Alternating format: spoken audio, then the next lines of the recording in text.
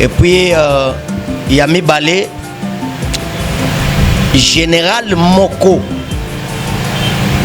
oyo abatami na Congo oyo bafute bambongo ebele oyo azali pona kosala chef de l'état mabe naza na kombo nzamba apesaki ngai mutu azopoka ngayo eloko liboso asalaka étude ya avenir na yo étude ya makambo kokoma lobi basacrifiaka mutu nyonso pamba te même ndoki avakanga mutu ndoki basalaka étude soki tobomie amnaye donc totali makambo face à lobby, c'est-à-dire lobby à kosomba mituka à cause de la moto yebani soit à cause de la moto ya maele. Qu'est-ce qu'il faut faire? Il y a un artiste na mboka na biso na kotanga kombo na été na époque na ye abandai ko utiliser esprit moko na esprit wana soki azana kati ya salle azana scène soki abeleli sankai on remarque que ça les changer mouvement. C'est l'esprit est côté na katia salle pour dominer ba corps. Directement so muto kufiyo memi flair. OK opesier directement yebisike atoke kotoke yuana kobosa na ngati. Ah bon. On sali déjà alliance na muto kufi. Yango ko remarquer que plupart entre biso soki akei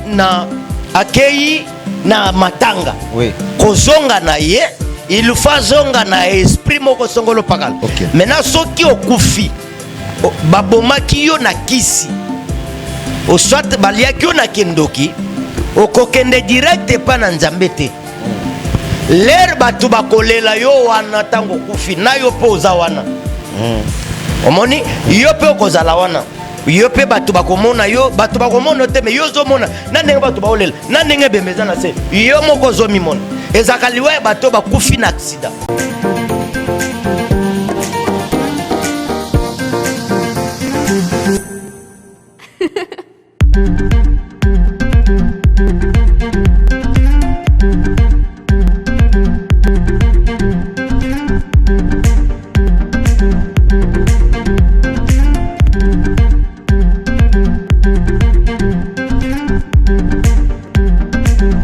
Bon début, il y a semaine na mabota na bino nyonso partout bozil baku ya kolanda biso. Merci na abonné à Sagesse Télévision de merci na ba membre surtout ba contribuer na ba émission na biso na ba partage nzamalola a continuer ko pambola bino tout ça déjà na début année il y a année 2026 tout na 2025 et le monde va s'aller nzambe belé pour bénéficier na ba grâce ba s'aller nzambe belé pour bénéficier na ba prière ba témoignage makambo belé et vous continuer toujours comme ça confiance na 2026 totalement na bino sur longo pour na couper ça makasi na chaîne na bino oyo bolinga mingi Sagesse Télévision meilleur ve na bino meilleur ve na bande ko na biso na France meilleur ve na monsieur Tito Samuel depuis France meilleur ve na docteur Patience Kimbeni Kuba na France meilleur ve na Patricia Kouketa depuis Kolwezi Nzambalola apambola bino nyonso ndenge bolanda biso joyeux anniversaire na mama Kati Mayombo na Allemagne ebi ke ba célébrer yango kitoko kuna na ministère ya combat spirituel na Allemagne kuna elongo na papa Babi Mayombo bango tout famille Chimbalanga papa José Chimbalanga bino tout na pesi bino ba meilleur ve na bino Nzambalola abatela bino voilà toza na mosala nzambe malgré batin ebele on est comme on est sous-souté na plateau na Sagesse Télévision akoyebisa bino pourquoi tikaki biso tamulai bande ko bokomaki na bosenga na bino neni tozomona l'homme de la grâce te toza na plateau l'homme de la grâce meilleur ve. Merci beaucoup tonton Nana meilleur ve na balandi nyonso ba Olanda biso ya Sagesse Télévision en tout cas année asika makambo ya sika tembele ba fidèle internaute ba leli ba bimosala nzamba zomo na te bonga naza kwa ba prophète nyonso te nga na sala keloko nyonso nzamba lobi. OK donc nazoka ta minga ko se concentrer na prière ba retraite belé. OK parce que mosala to saleza mosala zo senga spiritualité yango wana to bomba makina na concentration na ba prière na biso tant kolo apesi biso ningisa yango wana to yesko lelo na plateau OK tolobela bana nzambe makambo oyo nkolo ayebisi biso uta na ngomba ke toyebisa bango. Ainsi dit l'Éternel. Yes. To bande émission na biso na prière. Kolo topesi yo merci toza na moment malamu tolingi kobanda émission nyonso tokosaleza na se ya contrôle na yo ya mungu nekende msika me bonzambe neza na biso ebandelike no suka na kombo na Yesu amen. Amen. Voilà, l'homme de Dieu, le photo continue deuxième partie, il y a thème oyo to olobela ki mikoleleki et ça qui sont ni thème nango. Le monde qui est dirigé par les esprits. Le monde est dirigé par les esprits. Yes. Le monde qui est dirigé par les esprits.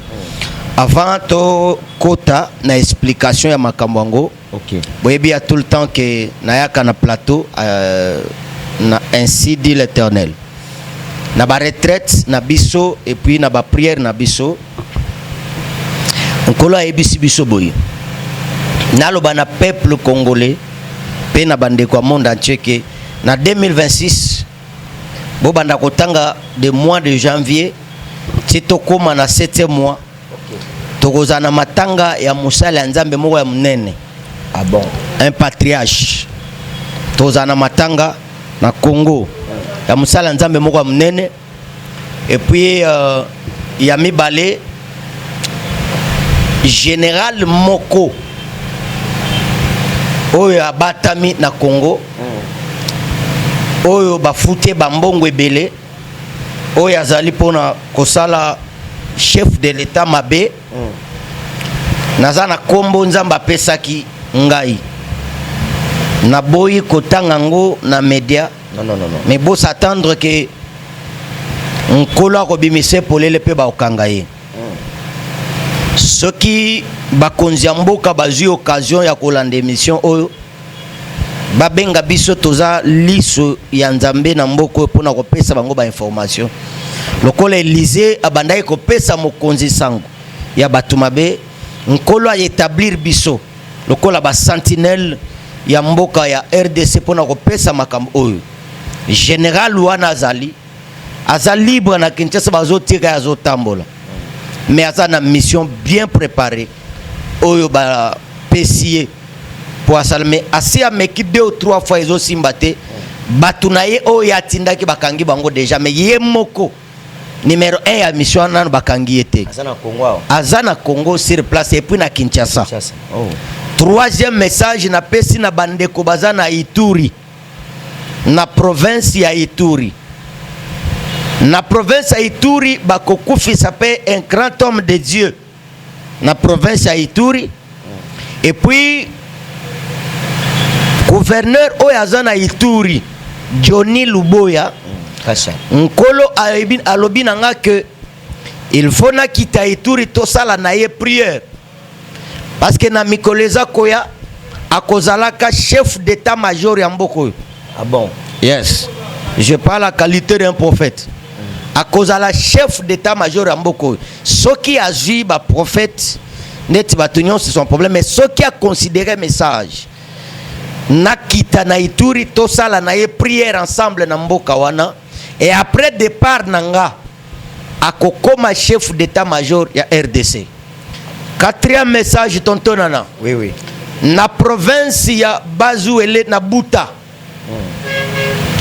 Nazo loba na gouverneur oyo nkolo apesi nga message na ye gouverneur Mike eza na mama moko aza wana aza homme politique aza femme politique pardon na province wana mais aza ko collaborer na ba étranger naza pe na kombo na ye soki message ekomeli batu ya Buta ba contacter prophète na kopesa bango message na ye na kombo na place oyazali.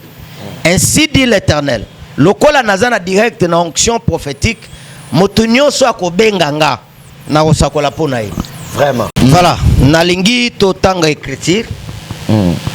Actes des apôtres chapitre 12 to bandi na verset 1er na yango Bible lobi boye. Vers le même temps le roi Hérode s'est mis à maltraiter quelques membres de l'église. Il fit mourir par le père Jacques, frère de Jean. Voyant que cela était agréable aux Juifs, il fit encore arrêter Pierre. C'était pendant le jour de pain sans levain. Après l'avoir saisi, jeté en prison, il le mit sous les gardes les 4 escortes des 4 soldats, chacun avec l'intention de le faire comparaître devant le peuple après la Pâque. Pierre donc était gardé dans la prison et l'Église nécessite d'adresser pour lui des prières à Dieu. La nuit qui précède, le jour où Hérode allait le faire comparaître, Pierre lié de 2 chaînes, dormait entre les 2 soldats, 2 sentinelles devant les gardiens de la prison. Et voici un ange du Seigneur survient et une lumière brillant dans la prison. L'ange réveilla Pierre en le frappant au côté en disant « Lève-toi proprement, le chaîne tombera de sa main. Amen. » Na zolobela sur le monde où ils a dirigé na ba esprit. Monde où totambolaka ezalaka monde ya bato baza charnel te. Mais un monde ya bato où baza spirituel. C'est pourquoi dans le livre à Jean alobiboye, l'heure vient où il est déjà venu où les vrais adorateurs adoreront le Père en esprit. Donc, tant alobi en esprit à comprendre que monde est un monde ya batu charnalité. Et ça peut monde ya batu normalité. Mais un monde ya batu baza spirituel. Maintenant, dans la spiritualité, il y a des corps faibles. Où baza na possibilité il y a qu'au diriger la spiritualité selon le christianisme. Okay. Mais baza na possibilité que les démons, les esprits babanda ko manipuler bango, babanda ko utiliser bango. Regardez-moi très bien. Na kati ya Bible mobimba, il y a que 2 personnes ba batambola likolo mai. C'était Christ na Pierre. Pierre c'est un apôtre ya makasi. Mais tant bazo kanga Pierre batie na prison, ba comprendre que Pierre c'est homme spirituel. Il faut bâtir les bacardes. Bacardes, bacardes normales, ce sont des cardes na monde enseignement na bengi bango bacardes oyo bazo neutraliser la spiritualité na kati ya moto. OK. Parce que avant bazuayo, avant bakangayo, moto azo po kangayo eloko liboso asalaka étude ya venir na yo. Étude ya makambo kokoma lobi ba sacrifier ka mutu nyonso pamba te. Même ndoki avakanga mutu ndoki basalaka étude soki tobomie amnaye donc totally makambo face à lobi, c'est-à-dire lobi akosomba mituka à cause de la mutu ayebani soit à cause de la mutu ya maele. Qu'est-ce qu'il faut faire? Il faut ba neutraliser corps, ba kolimusande corps, mais ba kotikala na âme ya mutu wana bati yango na service ya moto a sacrifié. C'est-à-dire quoi? C'est-à-dire ceux qui moto a sacrifié, par exemple, as un commerçant, bakotala ke corps âme na yo ezana attitude moko ya batu ya maele. O bako sungaye, bako zwasko âme wana soki babomi nzoto, balimwisi nzoto na yo, âme na yo bako zwa yango, ba déposer yango na makaze ya mutu wana. Musalo ko banda ko sala ezani.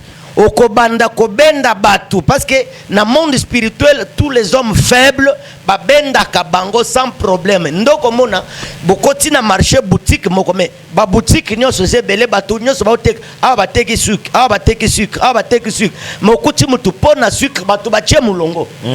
Botele miona bozela nini oto ozela sucre mais sucre ngo sukali yango bosomba sukali muto moyeba ke sumba wana ezata parce que na spiritualité ba maîtriser bango.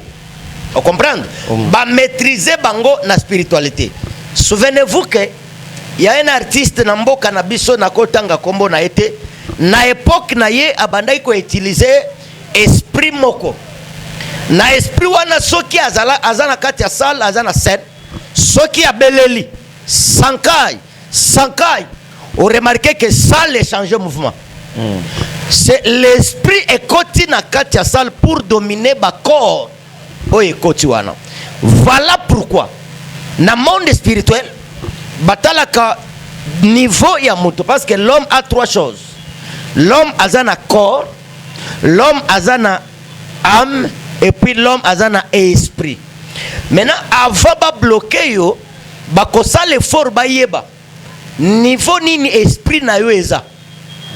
Sokoza mutoyo esprit na yo eza ya prière ya likolo.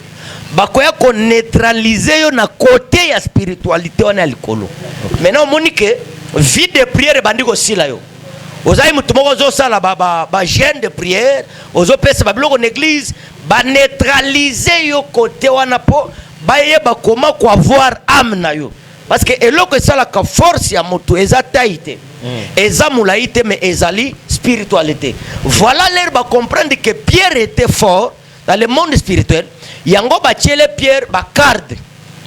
Balobi les 4 cartes nde ba tiela ki Pierre ça moko boy Pierre a commis na katikati. Directement ba neutraliser force ya Pierre, un apôtre puissant. Soko tangi Bible oko kende ko comprendre que Pierre azanga ki même makasi ko sambela na prison. Donc aide ya Pierre et tangu église zo sambela pona Pierre. Donc dans le monde spirituel ba neutraliser, c'est pourquoi faites attention. Je vous demande yo mutozola nanga mutu akufi tontonana na ebita so yo poso salango mutu akufi yo memi fleur o memi fleur ok ko tia fleur or soki o pesi mutu fleur c'est-à-dire eza acte d'amour eza signe d'amour eza alliance directement so mutu akufi yo memi fleur ok o pesi directement yebisike atoke ko toke wana kobosa na ngati. Ah bon? Au sali déjà alliance na muto akufi. Yango ko remarquer que plupart entre biso soki akei na matanga. Oui. Kozonga na ye, il faut zonga na esprit moko songolo pakala. Azongi na esprit ngona lolenge nini. C'est parce qu'après c'est fleur. Et puis yebise yo wan okei. Kobosa na ngate, okobanda sikoyo kolota. Nde sika message na ngai ezo koma na monde spirituel signe ya liboso ya mutoyo ba neutraliser ye na ba esprit satanique ezali signe oyo bengi yango songe ndoto ezalaka langage sikoyo obandi kolota bozo sala pardon pour na terme bozo sangisa nzoto na mobile to na mwasi ngana yambi mutu na bureau nanga. Il est vierge. Alali, aloti, mari de nuit, à des vierges. Ala mukana tongo, à mes côtés des vierges. Oui. Parce que, mutuana parfois, à cause de la salle qui n'est déjà alliance à fleur. Ok, na matango, leli, o miboa kiti lukolo a cercueil. Yo wanokei kobosa nangate opesi folol, c'est-à-dire au signer accord Yamo. Yo oyo si olo tando to ozo coucher na moi si to na mobile, il faut contacter prophète. Deuxième signe, il y a batu oyo ba manipuler bango. Eza batu oyo foyer na bango eumela kate. C'est-à-dire akobanda na ye bien na foyer na ye, mais ba comme quelque part makambo baby. Ba comme quelque part makambo compliqué. Bah comme quelque part mobile a changé face, toi moi c'est a changé face. Bah comme quelque part au monde na foyer comme bitumba sir bitumba makelele sir makelele. Et ça bangote l'esprit a maîtrisé bango. C'est pourquoi il faut que tanga premier esprit oye manipula kabatu et ça esprit to bengango esprit vagabond.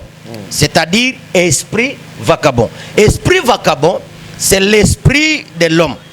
C'est l'esprit de l'homme. Parce que tant mutu neti tontonana oyeboye avant oyana mokili nzamba kata ke tontonana osana mokili 80 ans, 100 ans, 90 ans selon plan nzambe. Okay. Maintenant soki okufi babomaki yo na kisi. O soit baliaki yo na kendoki okokende direct pa na nzambe te. L'air batu bakolela yo wana tango kufi na yo poza wana. Omoni yo pe okozala wana yo pe batu bakomona yo batu bakomona te me yo zo mona na ndenge batu baolela na ndenge bembeza na se yo moko zo mimona ezakaliwa batu bakufi na accident ndoko mona mutu muso kufi balobi tokutana ya na biso na ke na mai mabimeli nga na mai na lalaki na ndoto me aye na moni boy farafara c'est a commis esprit vagabond parce que epa na nzambe bako recevoir ye après bambula oyo nkolo akataki. Oui. que okosala ota nde ozongi pour le kana jugement. Maintenant soki oleki OK kuna te c'est kotika awa la personne oya sacrifié yo to aliaki yo ye mutu siko ko banda ko manipuler, c'est-à-dire quoi esprit wana ekotika la vagabond akoke banda ko tambola akei ngaba akei ma campagne lobiaza na ipen lobiaza na victoire azo tambola. Pourquoi azo tambola azo luka wapi akokota po sala musala. OK oui. C'est pourquoi vous allez remarquer plupart ya ba politiciens ba o ba yebi nzambe te nde batu basalela ka ba esprit wana basalela ka ba esprit wana. Bon je me réserve pour na kofongola ba secret na bango ebele basalela ka ba esprit wana ndoko mona ke ba pavi ke boma mwana ya liboso lera zo boma mwana ya liboso wana mwana wana kotika la place ya za akende pa ite pesa biso mwana no tel akotika la po apesa ye ligne ya makambo ya nango. Attention yo mutolala kana kanda na butu à partir de 21h45 yeba ozalaka déjà porte polele pour vagabond soko lali na colère. OK, c'est pourquoi apôtre Paul alobi ke kanda na biso ele kisangonga te. OK, attention soko mikuti na célibat prolongé et ou meli ozana poto mais po bala c'est tout un problème. C'est que tu as un problème, il y a ba manipulation, il y a ba mari et ba femme de nuit. Oza no moi si kitoko. Oza no mobali kitoko mais so batanka makambo libalo ko lokwa ba fingio. Non, na spiritualité ozalaka déjà occupé, ozalaka déjà marié. Soko remarquer que mokolozi mbongo pa nde malade komi, nde problème bandi, nde dossier na yo baby. Yeba déjà que osa manipuler, osa bloquer na ba esprit. Maintenant na ba serviteur nyonso, chaque serviteur a na casquette nzamba pesier. Le prophète Mardoché o yaza liboso na yo nzamba pesier casquette ya délivrance. Nazana domaine wana la délivrance plus la prophétie. Bokolanda témoignage moko wa soki nazongi na plateau, maman moko na sambele na braza asali 8 ans atanga makila akena ba pasteur nyonso boyebi amine no boyebi wana et puis asame en église ya pasteur moko munena na kiso boyebi atikala obikate a contacter nga na téléphone. J'ai prié pour na téléphone ayebi singa prophète makile sili yango ne bisai ke il faut kaka aya en église pour ya ko témoigner boko zo témoignage wana kalate parce que chaque mutu nzamba pesier particularité na indo na mission na zanango c'est la délivrance. Ce qui au benginga toza en direct benga oko recevoir makambo nkolo ayebisingai. Merci papa Nanas. Voilà, totikela ki mosala nzambe a lobao nzamba tchaki na mutu et bino mo comprendre bobi ke mosala nzambe prophète Mardoché ya zwa temps ya ko te ya ba nzambe ko lisa ba tout vraiment parole na lolenge et sengeli. Mosala nzambe to comment na suka émission na biso au signaler biso pa ya technicien so ça loko moko yebisa ba nzambe o pesa adresse église et puis na numéro de téléphone. Na lingi na yebisa ba nzambe que Église Nabiso Bengami EJCL, Église Jésus-Christ est là.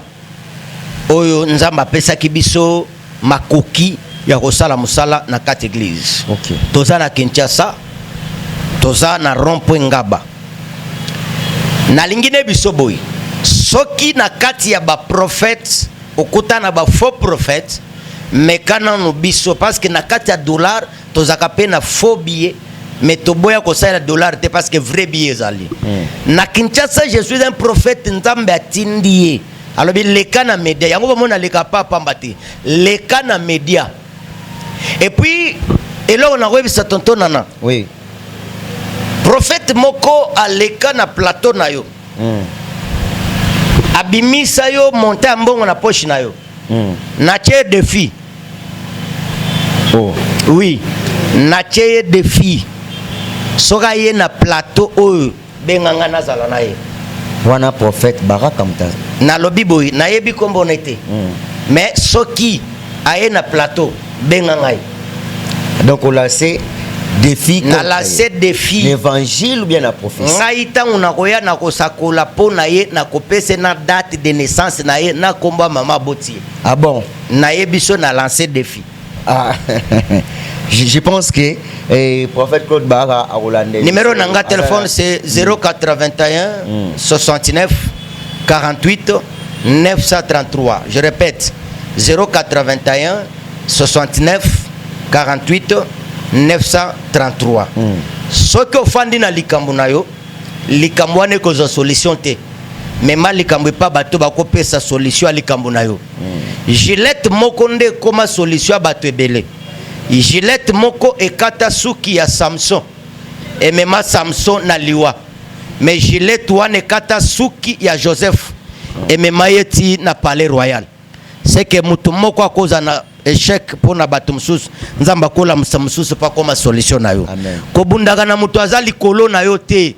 Parce que makelele ya mutu ke kwa empêcher makelele avion te yo kana.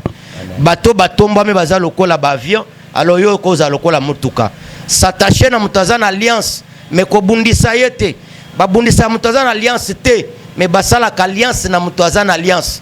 Jonathan comprendre que Saoul aza roi mais azan alliance te. David azokima na zamba mazan alliance. Na signé alliance na mutazana alliance. Nzambe apambola yo. Yo mutolandi ngai na lobeli batu nyonso oyo batie tembe na ba prophète bo contacter prophète l'homme de la grâce et vous allez voir. Voilà. Que le Seigneur vous bénisse. Merci. Voilà Mosala Nzambe moko za na grâce na ye. Moi je connais cet homme dédié. Alors la grâce na ye, alors la grâce ya prophétie paix délivrance. Vraiment c'est très important ya ko landa ka ben sidi l'internet. C'est très important. Il y a vraiment. Émission Lelo et Sukiawa. Merci na Monsel Nzambe prophète Mardoché. Nous sommes na plateau. Alors bien lancé défi et pas il y a prophète Claude Baraka a coupé c'est la date de naissance na. Na ebi kazo yoka place azali azolanda biso azo comprendre nini ezali. Merci na Piscas wanga ina sima caméra. Merci na bande kotuba sungaki biso na technique poto sa musala. Soki nzamba zongite tokutana bino mbala sima. Bye.